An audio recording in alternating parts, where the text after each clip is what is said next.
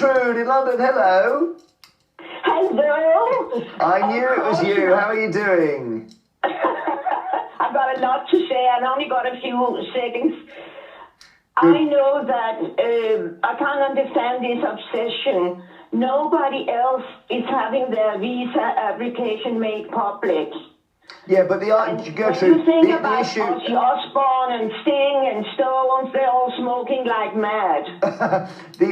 John Lennon was getting on a visa, but didn't get a green card to begin with because he actually has a prosecuted in this country before he went Isn't the answer, Gertrude, are we giving Harry a pass because he's a prince? That if you're American, you need to know that, because they're quite anti-prince over there.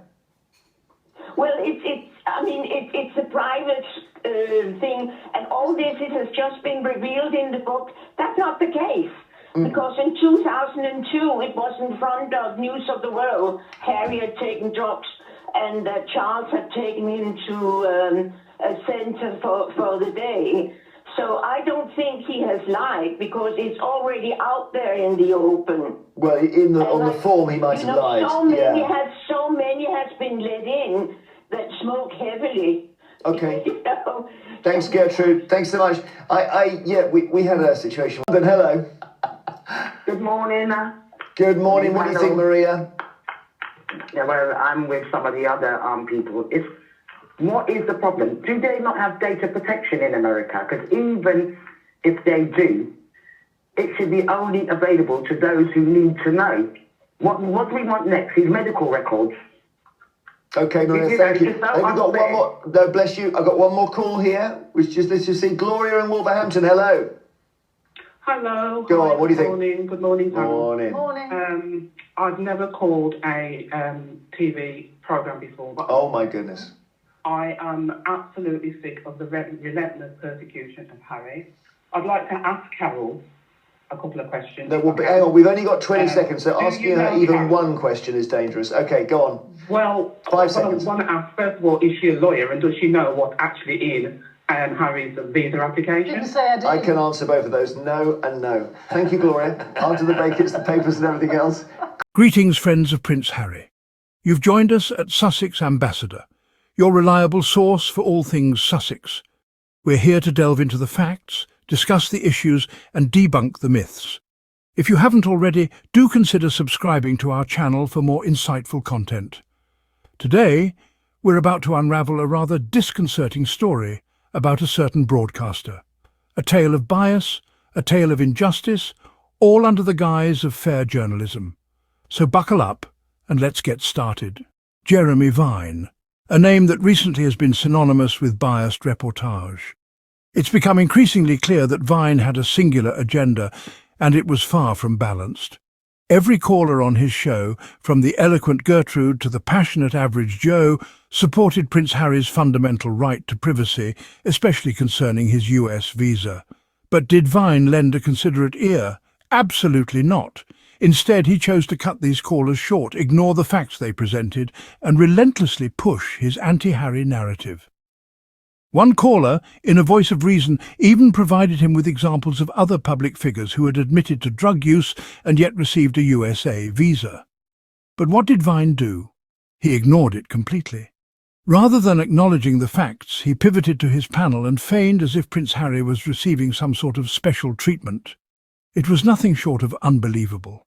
Even when a left-leaning panelist tried to clarify that past drug use does not necessarily equate to visa rejection, Vine stubbornly refused to accept this reality.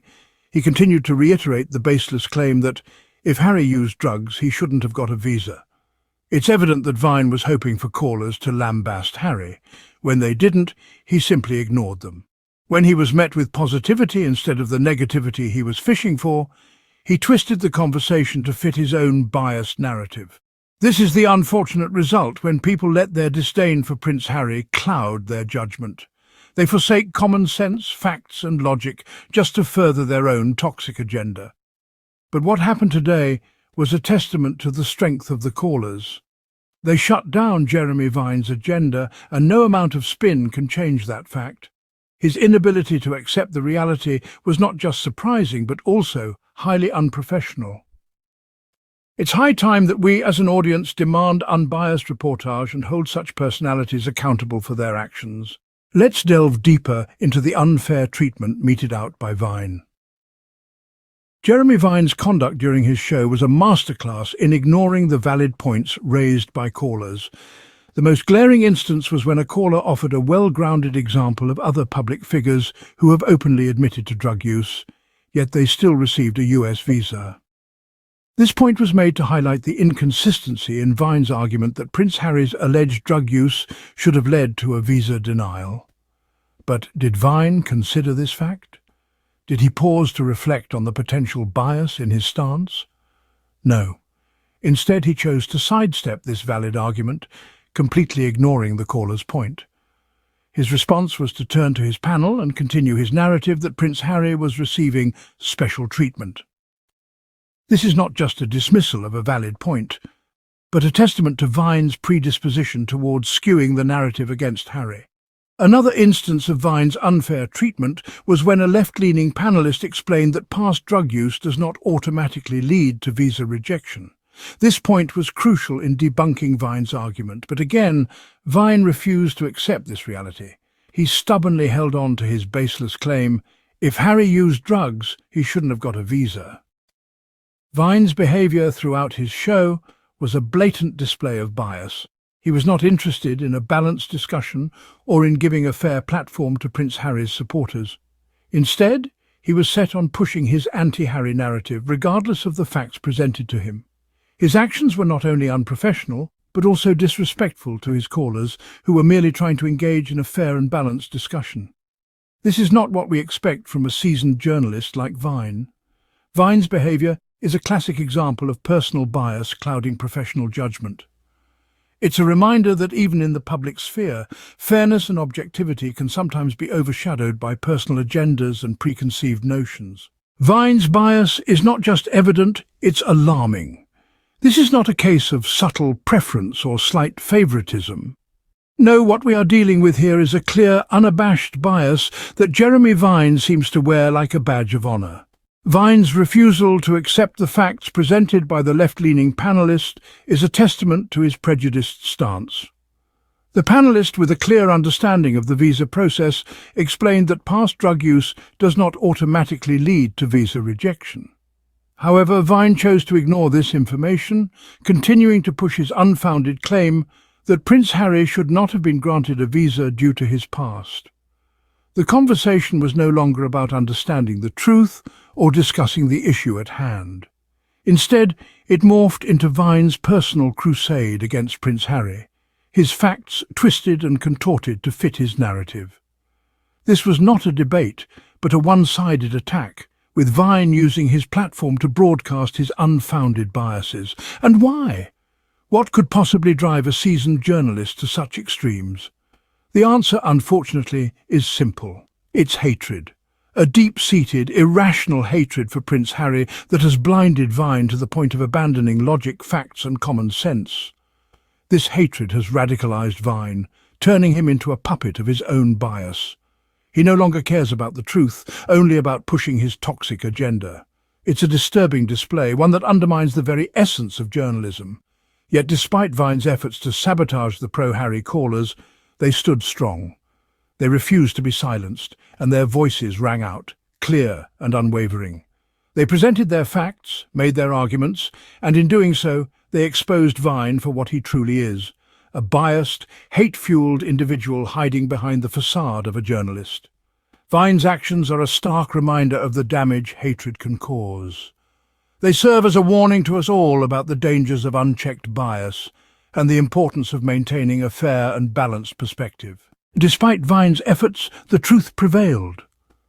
The callers weren't silenced. They stood firm, their voices echoing with the strength of their convictions. Every word, every fact, every argument they put forth was a testament to their unwavering support for Prince Harry's right to privacy. They exposed Vine's agenda, his futile attempts to manipulate the conversation. They countered his baseless claims with hard facts, and they refused to let him twist the narrative to suit his biased viewpoint. These callers, they didn't just stand up for Prince Harry, they stood up for fairness, for truth, and most importantly for objectivity in journalism. They dismantled Vine's arguments one by one, and in doing so, they exposed his prejudice for all to see. This, my dear listeners, was a victory. A victory for Prince Harry, a victory for his supporters, and a victory for truth. No amount of spin can change the fact that the callers, and by extension Prince Harry, emerged victorious. And that brings us to the end of this enlightening exposé. We appreciate you taking the time to delve into the truth with us, and we hope it has been as eye-opening for you as it was for us. If you found value in our content, please do subscribe, like and share this video. Your engagement helps amplify the truth and challenge the narratives that aim to undermine individuals like Prince Harry. Remember, your support is crucial in our journey to stand up for Prince Harry. Until next time, stay informed and stay strong. Stay.